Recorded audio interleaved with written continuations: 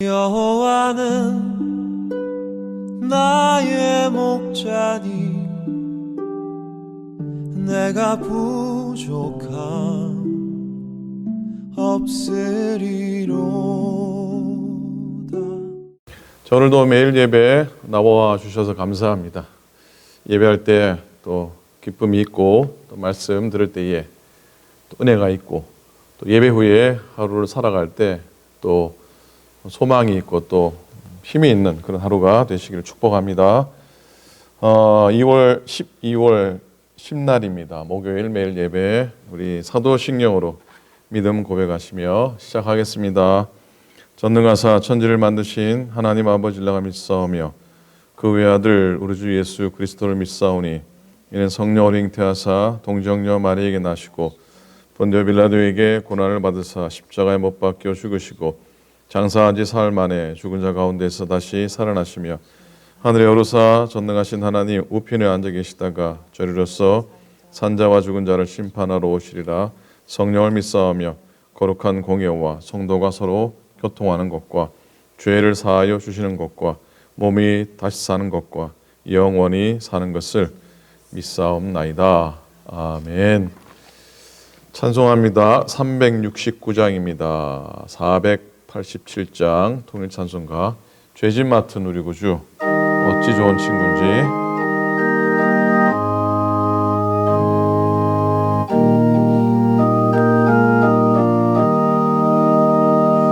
죄짐 맡은 우리 구주 어찌 좋은 친구인지 걱정 근심 무거운지 우리 주께 맡기세. 주께 고함 없는 고로 복을 얻지 못하네. 사람들이 어찌하여 아랠 줄을 모를까. 시험 걱정 모든 괴로 없는 사람 누군가. 부질없이 낙심 말고 기도 드려 아뢰세. 이런 진실하신 친구 찾아볼 수 있을까. 우리 약함 아시오니 어찌 아니하릴까. 근심 걱정 무거운지 아니 진자 누군가. 피난처는 우리 예수 주께 기도드리세. 세상 친구 멸시하고 너를 조롱하여도 예수 품에 안기어서 참된 위로 받겠네. 아멘.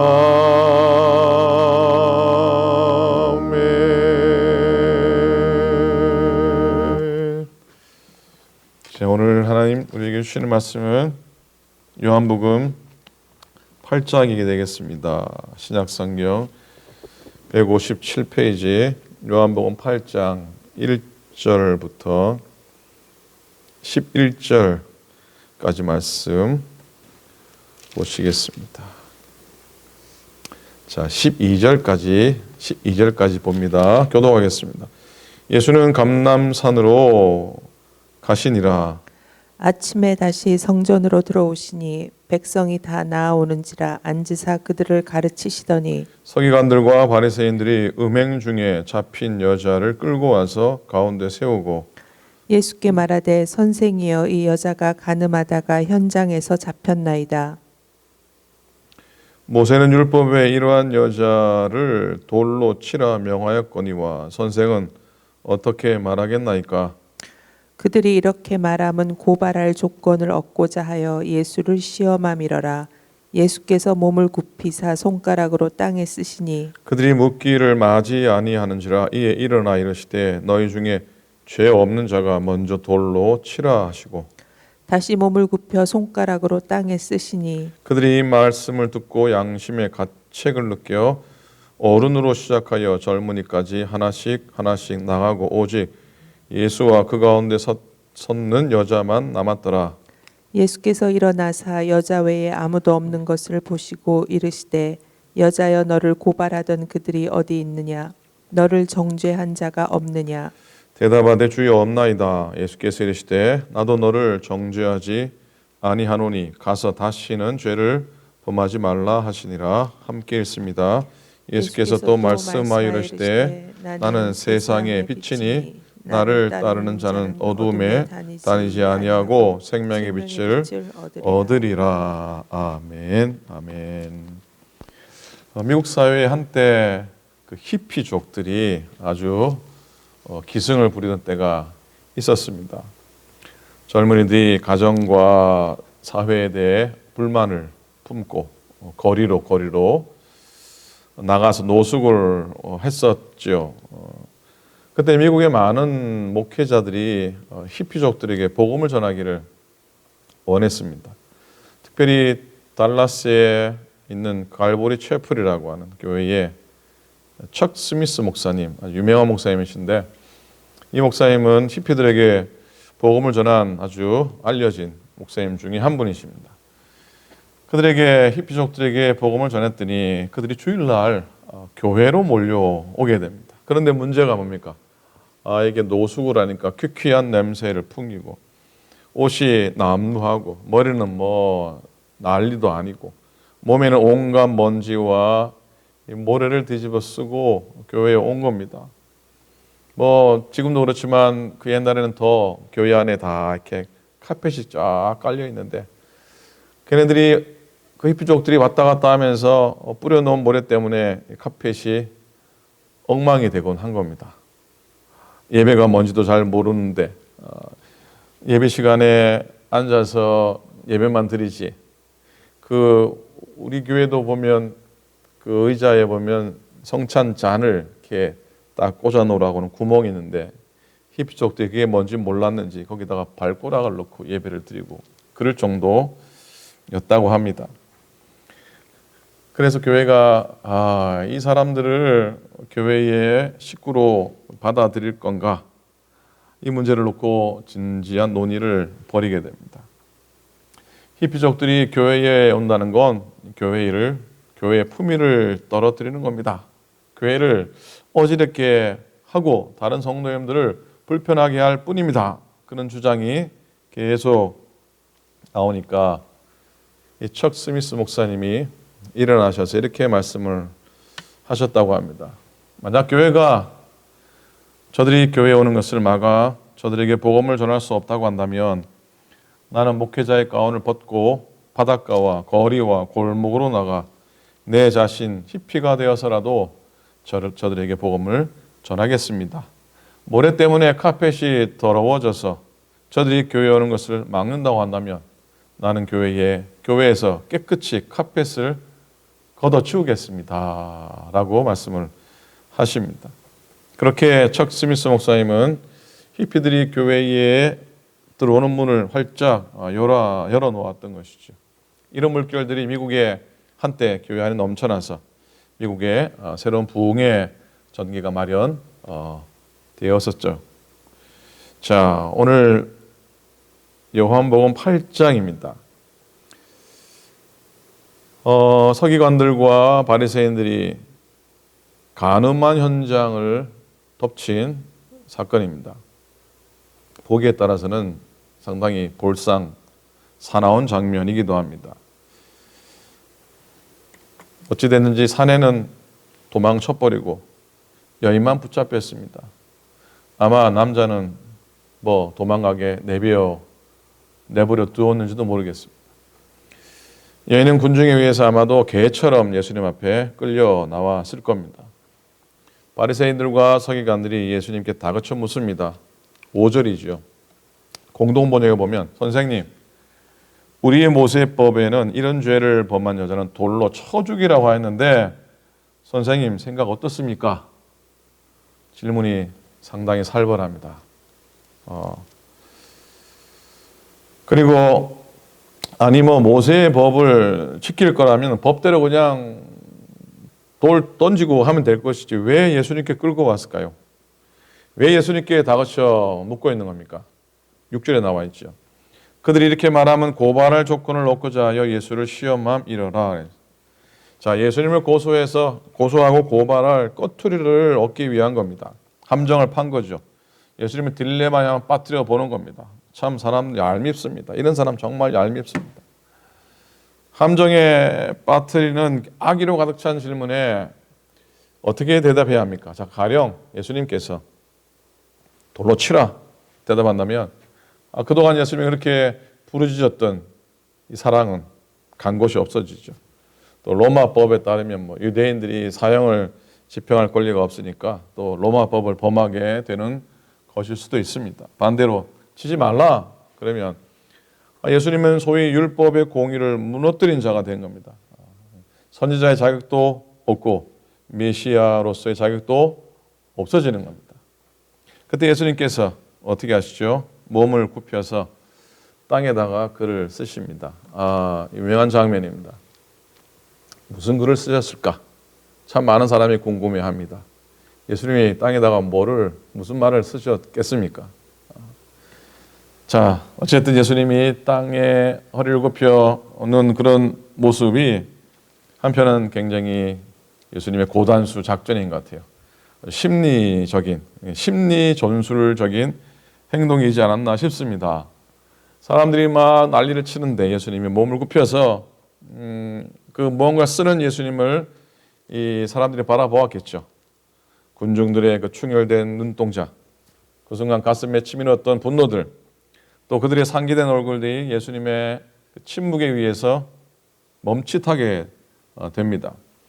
침묵 가운데 예수님께서 몸을 굽히시고 손가락으로 글을 쓰시는 동안 이 사람들이 돌을 들고 한껏 치켜 올렸던 그들의 팔도 아마 점점 내려가기 시작했을 것이고 환한 얼굴도 잠시 펴졌을 것이고 군중의 고함 소리도 아마 잦아들어서 조용해졌을 겁니다.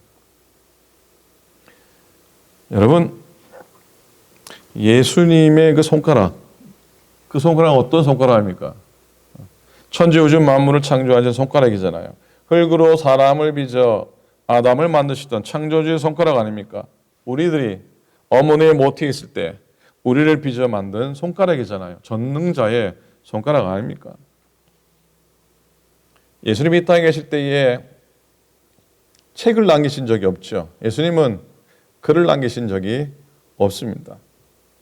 그런데 만왕의 왕 되신, 온 우주의 왕 되신 그분이 지금 손가락으로 땅에 무언가 글을 쓰고 있는 겁니다. 이건 어마어마한 사건입니다. 특별한 장면이죠. 오늘 본문을 유심히 살펴보면 예수님이 땅에 몇 번 글을 쓰십니까? 사모님, 몇 번 글을 한 번입니까? 두 번입니까? 몇 번 씁니까, 사모님? 두 번 써요. 두 번. 몇 번이요? 두 번이에요. 자, 6절에 보시면은 그들이 이렇게 말하면 고발할 조건을 놓고자 하여 예수를 시험함이로라. 예수께서 몸을 굽히사 손가락으로 땅에 쓰시니 8절 다시 몸을 굽혀 손가락으로 땅에 쓰시니. 자, 첫 장면은 흥분한 이 군중의 비난과 정죄 그리고 그들의 공격에 대응하시는 모습으로 보여지고요. 두 번째 장면은 화난 군중들이 다 물러간 뒤 여인을 향한 용서와 회복과 연관되어 있다고 생각을 해보게 됩니다. 자, 첫 번째 손가락으로 쓰신 후에 예수님께서 강렬함으로 볼 때 둘째 가라면 서러울 정도의 명언을 남기십니다. 뭐라고 한마디 툭 내뱉으십니까? 뭐라고 그랬습니까? 죄 없는 자가 먼저 돌로 치라 이렇게 말씀하시죠. 죄 없는 자가 먼저 돌로 치라. 그럼 죄 없는 자라는 이 구절은요, 아주 독특한 구절입니다. 신구약 성경에 어디에도 나오지 않는, 딱 여기만 나오는 구절입니다. 죄 없는 자. 여러분, 죄 없는 자는 어떤 사람입니까? 세상 살아가면서 피해갈 수 없는 인간적인 허물과 실수가 없었던 자. 그리고 하나님 앞에서 행실과 생각으로 지은 근원적인 죄의 뿌리가 없는 사람이겠죠. 세상에 그런 사람 어디 있습니까? 응? 자, 돌을 들고 징계하고 심판하라 아우성치는 사람들을 향해 하신 예수의 말씀. 죄 없는 자가 돌로 치라. 그런데 죄 없는 자는 세상에 하나도 없지 않습니까? 잠재워 버리죠. 물론 나중에 예수님 11절에서도 나도 너를 정죄하지 아니한다. 오늘 말씀의 제목이에요. 나도 너를 정죄하지 아니하노니. 오늘 말씀의 제목을 11절에서 가지고 왔습니다. 자, 이 여인을 정죄하지 않고 보낼 수 있는 유일한 분은 누구십니까? 진짜로 이 세상에서 죄 없는 자는 예수님 유일한 그분이시기 때문에 그분만이 정죄하지 않고 보낼 수 있는 유일한 분이시죠. 결국 이 사건도 예수님의 하나님 되심을 증거하고 있는 겁니다. 자, 여기서 하나 흥미로운 거 살펴보고 한번 넘어갑니다. 여러분, 구약 성경의 출애굽기 보면 하나님께서도 손가락으로 2번 글을 쓰신 장면이 기록이 되어 있는데 어떤 장면이 떠오릅니까? 자, 출애굽기 31장에 보면 여호와께서 시내산 위에서 모세에게 이르시기를 마치신 때에 증거판 2를 모세에게 주시니 이는 돌판이요 하나님이 친히 쓰신 것이더라 그랬어요. 모세가 십계명을 받는 장면이죠. 자, 모세를 시내산으로 부르시잖아요. 그리고 하나님이 직접 만드신 수제품 돌판에 하나님이 직접 만드신 잘라내신 수제 돌판에 하나님의 손가락이 십계명을 써 내려갑니다. 모세는 십계명 돌판을 들고 산에서 내려오죠. 하나님의 말씀이 하나님 임재요 백성의 삶의 지침이요 등불이라 생각했는데 내려봤더니 모세가 없는 동안 금송아지 만들어 놓고 우상을 섬기고 있지 않습니까? 이 이스라엘 백성들이 바로 하나님이 친히 손가락으로 써주신 첫 번째 계명과 두 번째 계명을 눈앞에서 어기고 있으니까 모세가 참을 수가 없었던 것이죠. 백성을 향해 십계명 돌판을 던져버립니다. 사정없이 돌판에 끼어집니다.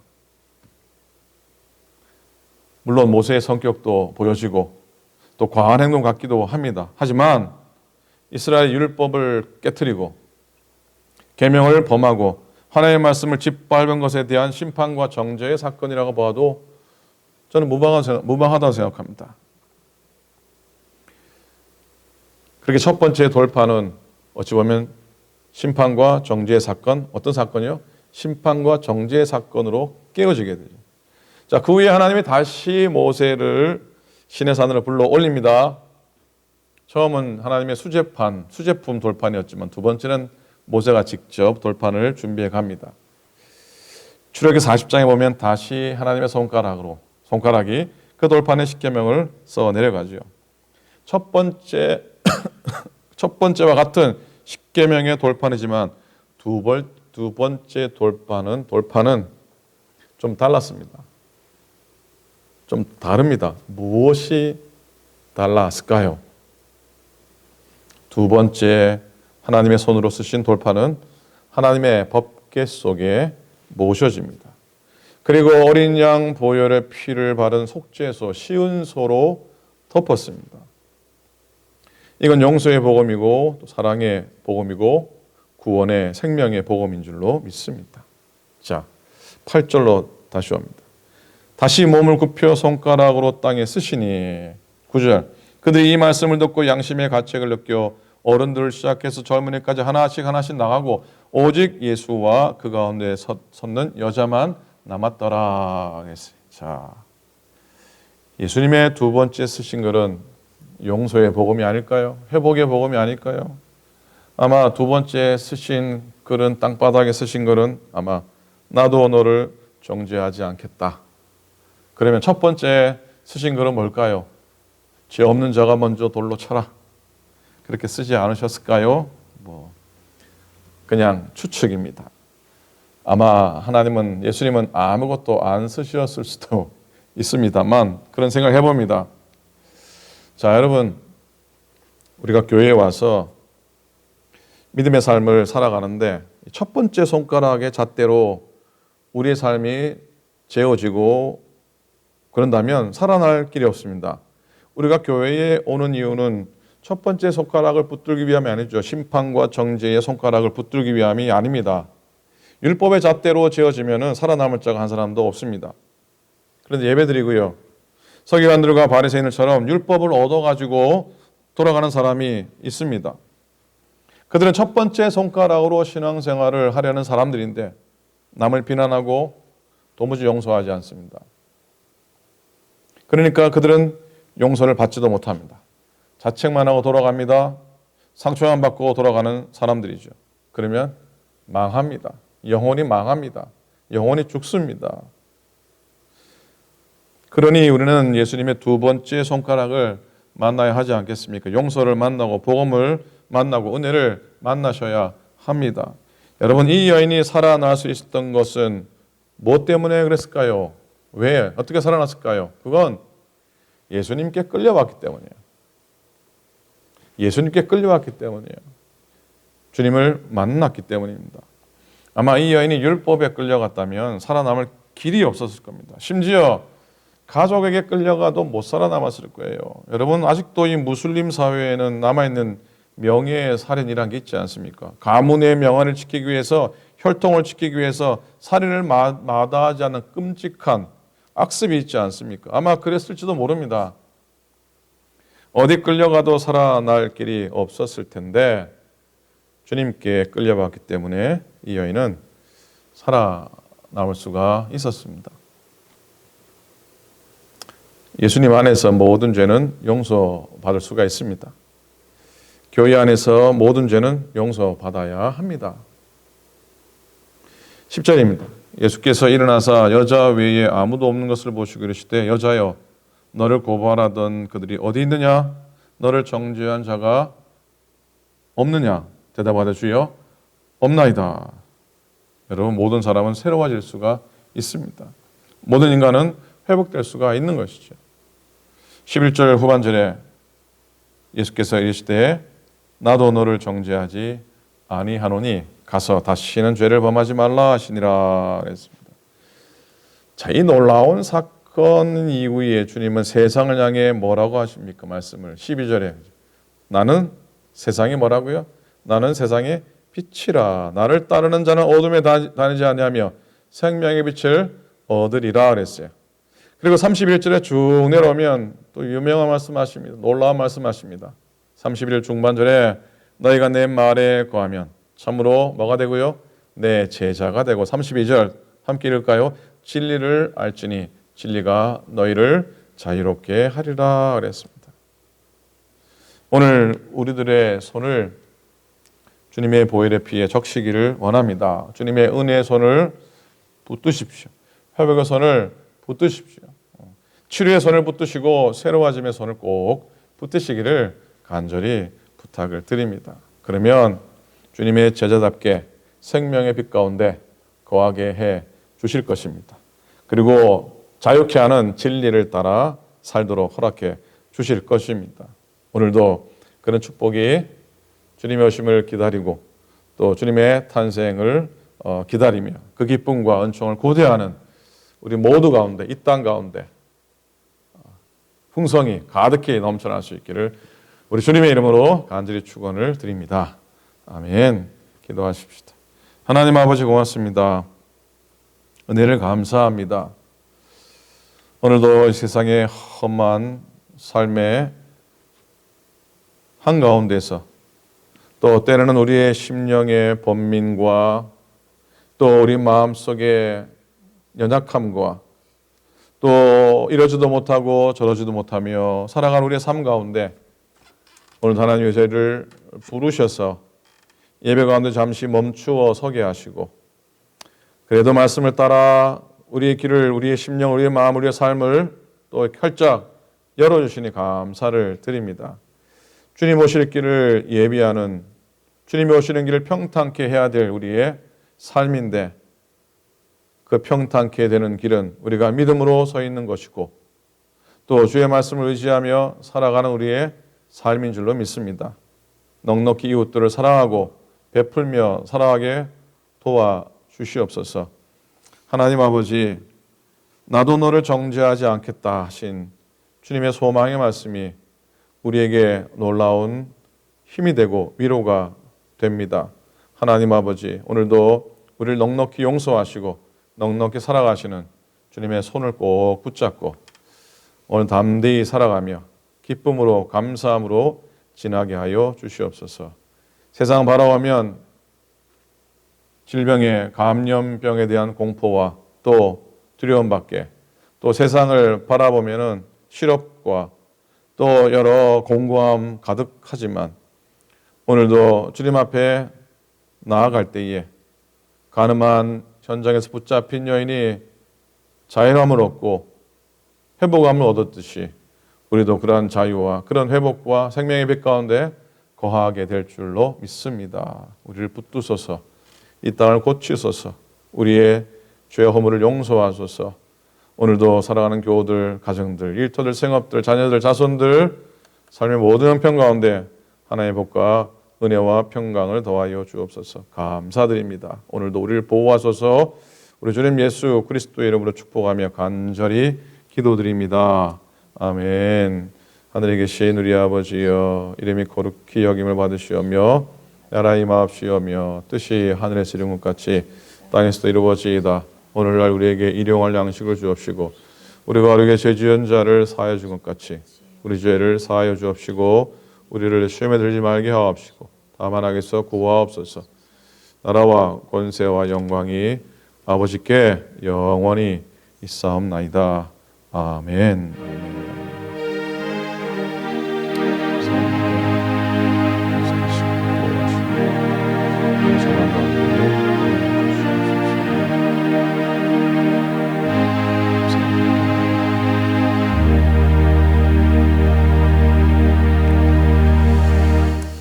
아멘. 예배 끝까지 참여해 주셔서 감사를 드립니다. 평안히 지내시고요. 주말에 또 날씨가 굽고 비가 좀 오는 것 같습니다. 여러분들 따뜻하게 지내시고 평안한 가운데 늘 거하시기를 축복합니다. 내일 또 예배 가운데 찾아뵙겠습니다. 감사합니다. 여호와는 나의 목자니